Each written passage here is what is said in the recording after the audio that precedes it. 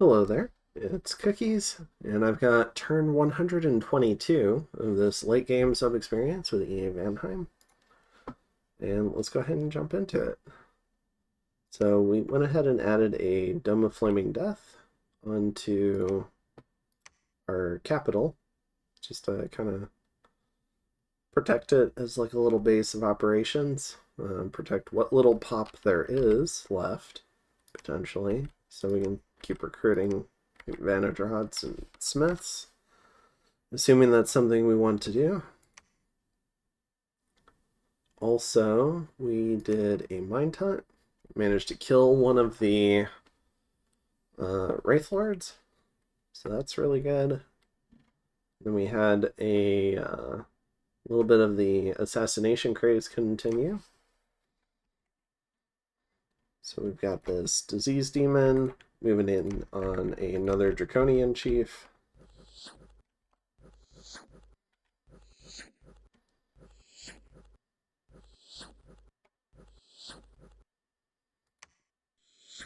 Forget, do they get? They don't get a weapon slot. I mean, I'm sure you could gear these guys to kill disease demons consistently, but he's chosen not to.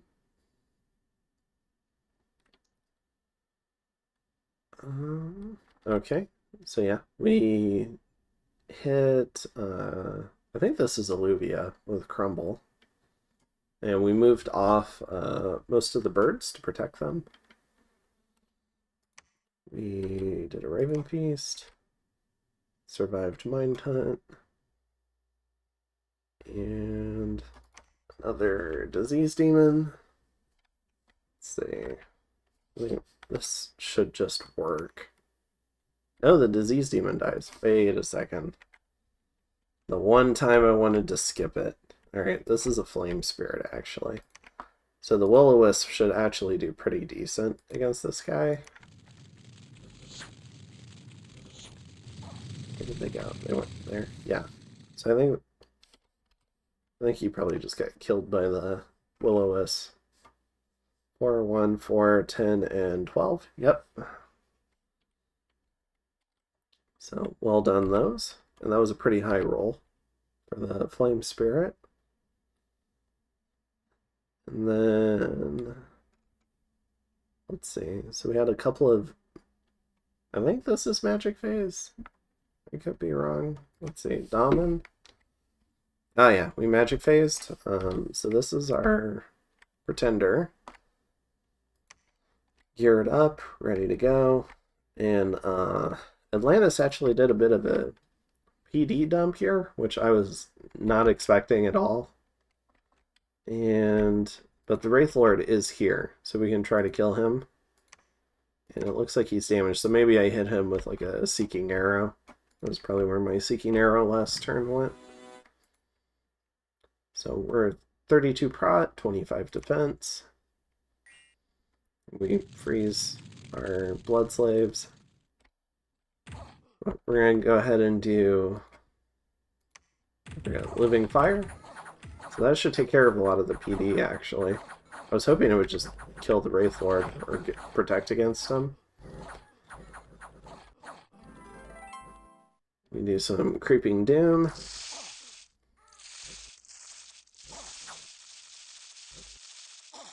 So the PD's routed. This guy's perfectly happy to keep fighting, though. He's an immortal. We have Incinerate.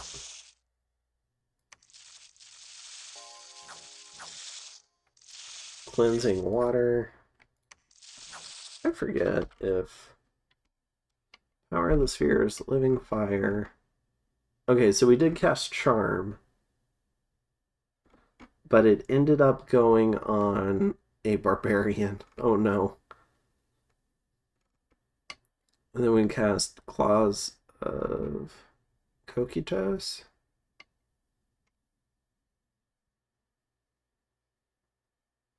Maybe I just don't understand how that... I thought it would just send someone to hell, but maybe I don't understand that spell. Because he cast it, but nothing happened. I don't know. Then we had Creeping Doom, I guess. Incinerate. And Cleansing Water. Okay. Body Ethereal, huh? There we go. Alrighty. So, we send the Wraithlord home. Not what we wanted, but it'll do. And then went ahead and magic phased onto another Wraithlord. So, we've got a Blood 2 Jarl. And we've got this Vanadrot. And we have a number of Blood Slaves. So, damage reversal.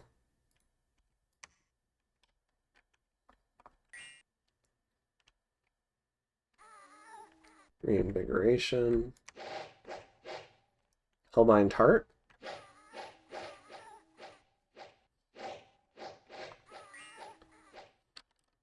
Let me see.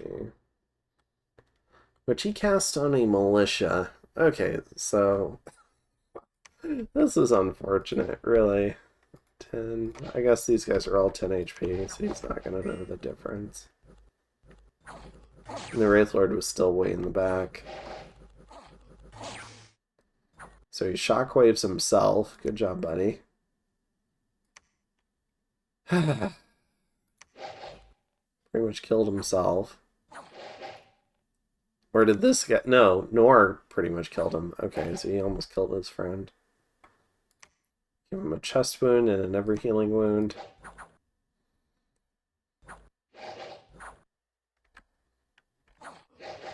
Alright.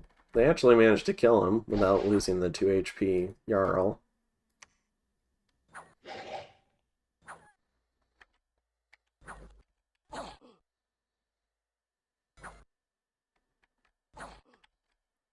Alright.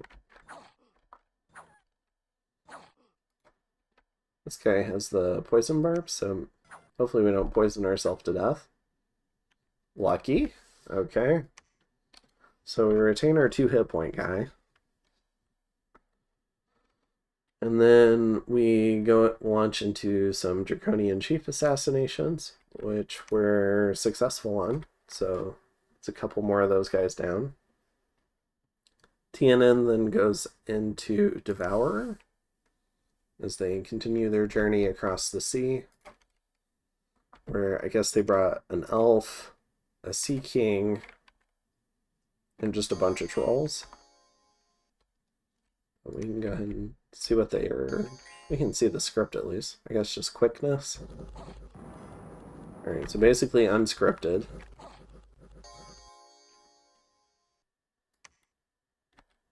And then we get attacked in Alluvia. So let's go ahead and see that. Okay, hopefully this guy does not gem burn. I will be upset. I don't... Alright, no gem burn. Good.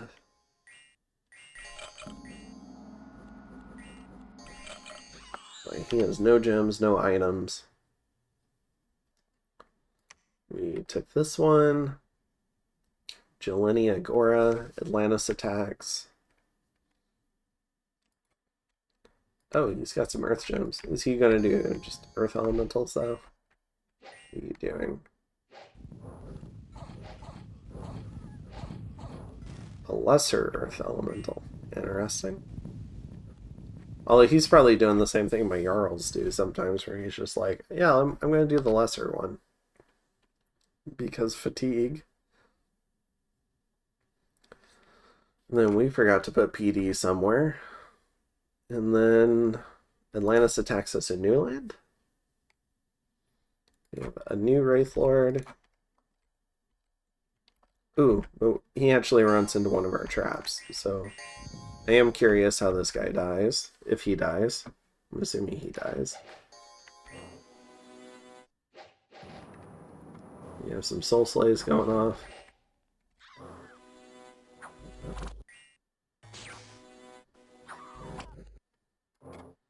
Oh, they... Pegasus riders are getting yeeted. Alright, so they dip. Huskerl's dip.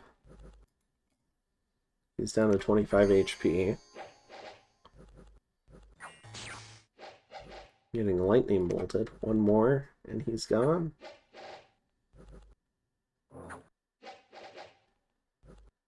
Maybe? There we go. Okay, so he just gets sent home via lightning bolt. Does not get soul slayed. So, probably the preferable way for him to go home. And we lose 3 Pegasus Riders. I guess he loses a couple of items. So, all around, that's whatever. Just rating game. We get an event, which means... Oh, did I skip a battle? I think I did. Or wait. No. Okay, so we breached the fort in Alluvia.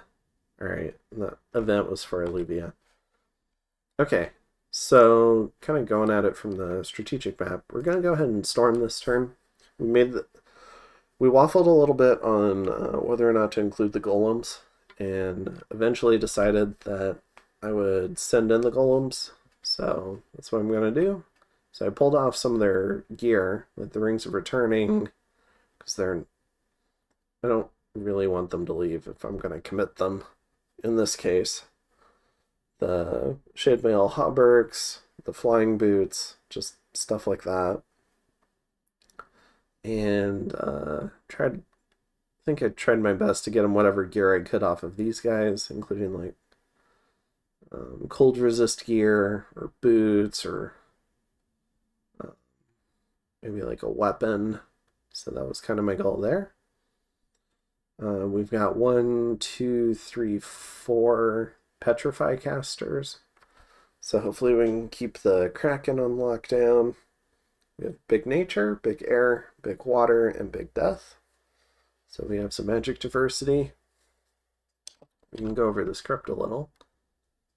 I decided to have these two guys. The Kraken's kind of annoying me because it shows up every 2 turns. So we're going to try and horror mark the crap out of it. And then I'm assuming they'll just dip into soul slays when they're done with their script, but would love to put some horror marks on that Kraken. And then we're also going to do Mass Regen, Army of Lead, Fog Warriors, Thunderfend, Army of Lead again for redundancy, and Frostfend and Anti-Magic. I thought I had Anti-Magic in here twice, though. Did I not? Yeah. So I have redundancy on Anti-Magic too. That was another big one I wanted because Atlantis has shown Mass Enslave before. So I definitely... So that's why it's Army of Lead as well, for even more redundancy. Oh, I really want that +4 MR on everybody. So that's kind of the idea there.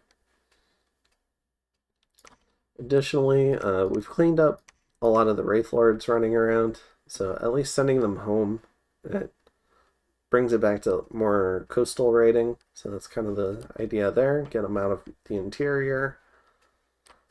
Don't want them moving too far into my land, seeing too much, you know.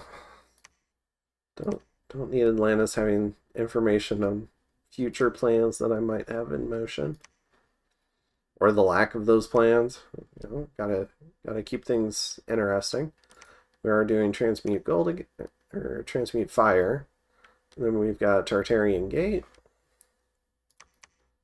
Additionally, oh, we are sending the Pretender back using the Shade Mail that we brought in on the Crystal Mage. And I believe I even brought in some of these guys with Shade Mails. Or one of these guys had a Shade Mail, and that's the one we gave to the Pretender, so they're both stealthy. So everyone can stealth out. And if something magic phases here, we can magic phase a response. It's kind of the idea. And we gave the Pretender some shoes, so you should be able to make it all the way home, which is pretty nice. We are forging some stuff. Is there anything crazy that we're forging? I think a Coral Blade? No. I mean, that's not crazy, but I guess Armor of Souls is probably the biggest thing we're doing this turn. And yeah, I think that's it. Not a heck of a lot going on this turn, but next turn should be somewhat spicy as we try to go in and take on the Kraken for the, I think it's the 4th time. So we got pretty lucky the first 3 times, so we'll see. I'm hoping these Petrify casters will make it less luck-based and more deterministic this time, is kind of the idea. And between the Petrifies and maybe some Soul Slays, we can really make sure to kill this guy. And if it's just a batch of Draconians, hopefully we can just clean house and take the province. And get ourselves the Throne of Water, which is fantastic on elves. +3 defense skill. The water gems are, I mean, it's more water income. Can always use that. Hydromancers are nice. You know, a recruitable water 3. So instead of spending 55 water gems to get a water 3, we can just recruit these guys. And we can save up those water gems to do a big global. I'm sorry for the squeaking noise if that came through. Then we're continuing to blood hunt our very depopulated provinces. So,